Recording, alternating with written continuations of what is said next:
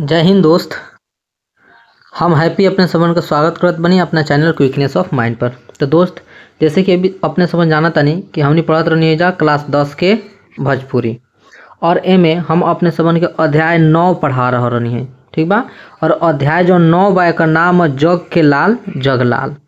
तो जग के लाल जगलाल ई का ह? तो एगो जीवनी है। का ह? जीवनी है, जौन कि हम अपने सबन के बता चुकल बानी। और ई जग के लाल जगलाल जौन चैप्टर बा, अध्याय बा, एकर लेखक के बानी तो जगलाल चौधरी जी। के बानी? जगलाल चौधरी जी, ठीक बा। तो ई बात हम अपने सबन के कंप्लीट लेखक के बारे में बता चुकल बानी पूरा तरह से। जितना भी बात रख जो इम्पोर्टेंट ऑब्जेक्टिव प्रश्न बने वाला रहा सब हम अपने सबन के में करा चुकल बानी। आज हमनी एमे जौन ऑब्जेक्टिव प्रश्न बा ई चैप्टर के आ सब्जेक्टिव प्रश्न बा ई सब के देखब जा। बोर्ड पर हम अपने सबन के ऐसे नहीं करा पाओत काहे कि अभी लाइट नहीं है। लाइट ना होके के चलते अपने सबन के पीडीएफ से हम करा रहल बानी, ठीक बा। तो चलिए, अगर वीडियो अच्छा लगे तो लाइक कर देम, अपने दोस्त के पास में शेयर कर देम और सब्सक्राइब जरूर कर लेम अगर नहीं कैले तब, ठीक बा। फटाफट अपने सबन 4K के जौन हमनी के फैमिली बा 4000 के पूरा करी। चलिए, तो आज के जौन हमनी के पहला प्रश्न बा कि जगलाल चौधरी के जन्म कहवा भइल रहे। अगर अपने इंट्रोडक्शन पार्ट यानी कि एक जौन परिचय वाला वीडियो बा देखले होखे तो आसानी से एक आंसर अपने दे देती। तो जगलाल चौधरी जी के जन्म कहाँ भई रहे?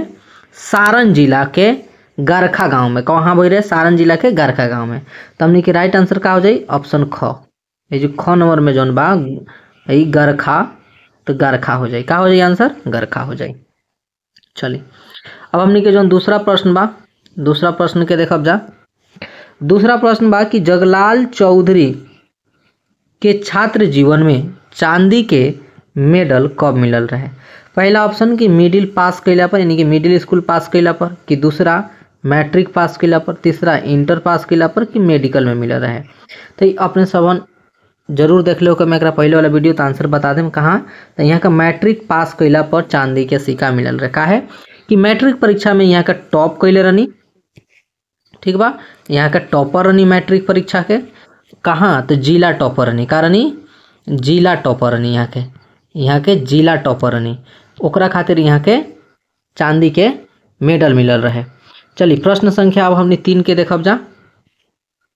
प्रश्न संख्या हमने के 3 जौन बा ओके देखब जा।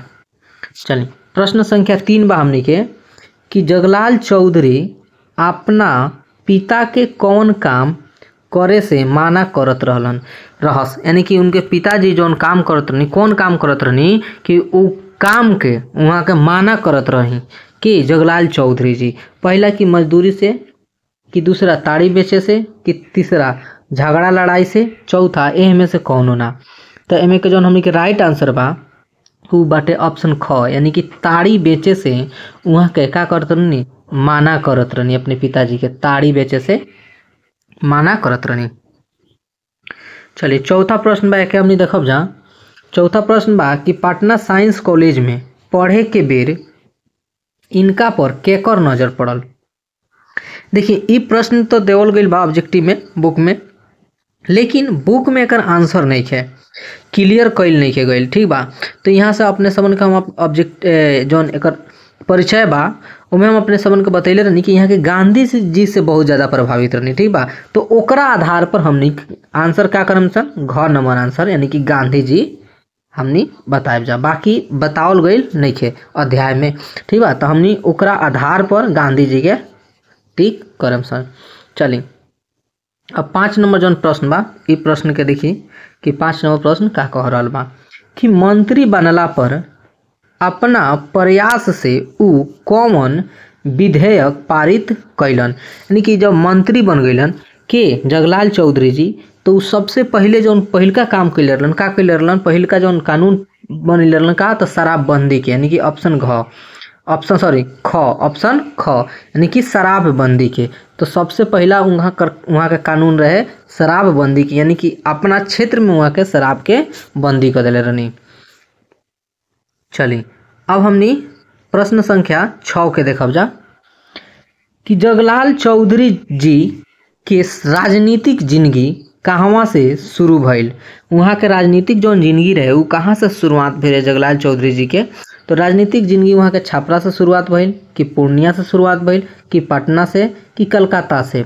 तो देखिए राइट आंसर जौन बा हमनी के ख बा यानी कि पूर्णिया से। पूर्णिया का कौन, तो एगो गांव के नाम रहे खडगवास करके, ठीक बा। वहाँ से वहाँ के का भई रहे राजनीतिक जीवन के शुरुआत भई रहे, यानी कि टीकापट्टी से। कहाँ से, टीकापट्टी, पूर्णिया के टीकापट्टी आश्रम से, टीकापट्टी, ठीक बा, टीकापट्टी आश्रम से यहाँ के का भई रहे राजनीतिक जीवन के शुरुआत भई रहे।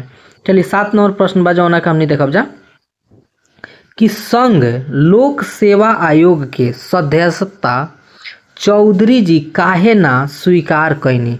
तो वहाँ के देखी वहाँ के ई शर्त रखले रहनी कि हम सदस्यता स्वीकार करें, लेकिन कब, कि हम 1 रुपया वेतन लेम, 1 रुपया वेतन, यानी कि महीना के 1 रुपया हमरा वेतन के रूप में मिली, तब जाके हम इस सदस्यता स्वीकार करें। तो यही कारण से वहाँ का कहनी अस्वीकार, मतलब कि स्वीकार ना कहनी, खाली 1 रुपया वेतन लेवे के सिद्धांत के कारण। वहाँ का सिद्धांत रहे कि हम वेतन 1 रुपया लेम, ठीक बा, जावना कारण से वहाँ के स्वीकार ना कहनी। चलिए 8 नंबर प्रश्न बा, ई प्रश्न का हमने देखब जा।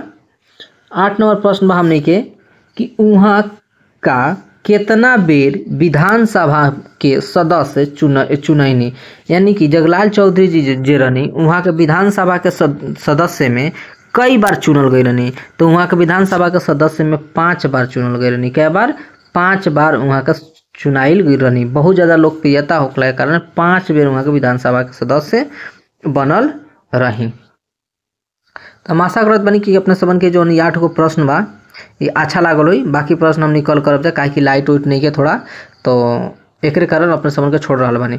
तो चलिए फिर हमने मिल जाए नेक्स्ट वीडियो में, तब तक खातिर जय हिंद जय भारत।